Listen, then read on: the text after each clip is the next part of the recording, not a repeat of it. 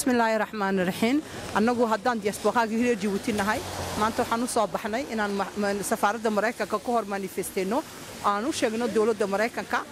in oo taasoo madaxweyne Ismaaciil Cumar Geelo uu tagayo insha Allah Britol Obama la kulmayo inaan u sheegno Obama in Djibouti demokrasi ka jirin in Djibouti dhibaato ka taagan tahay in Djibouti dadka cadaalad darro ka taagan tahay oo la dhibo maalin walba oo la xiro maalin walba oo shalay daraatii ugu dambeysay haween xitaa hooyo ilmo yar oo mataana haysata la xiray jeelka ay ku jirtay ee dhibaatootay dumarkii waaweynaan la xiray ee macaanka lahaa ee diabeetka wax walba lahaa xanuunan lahaa marka in Djibouti inaan cadaalad darro ka jirin baan u sheegnaa dawladda Mareykanka annagoo wadan xor oo Canada aan joogno marka aan rajeynayno wadankayagu inuu xorsa u noqdo cadaaladda maanka Mareykanka ka taagan iyo Canada ka taagan North America adduunka ka taagan in Djibouti la jaan qaadaan jecelnahay oo dadku sinaadaan oo xaqooga la siiyo oo maaragtay dibta laga daayo oo burburiska wadanka laga daayo oo dadka kala go'an laga daayo oo qabiilkii qulanka lagu beeray laga daayo annagu ayaan jecelnahay oo dadku midoobaan oo wadanka horumaro oo dadku xor noqdaan oo mabdi'idooda iyo fikradooda iyo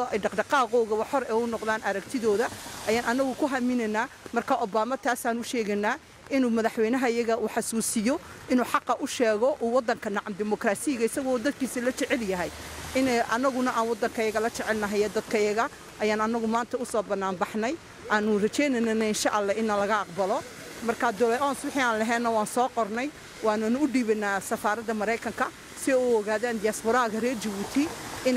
meesha dad active nool oo damiir loo damqanaya yihiin oo dadkooda damqanaya insha Allah wabillahi tawfiiq waana isku soo noqon doonaa assalaamu calaykum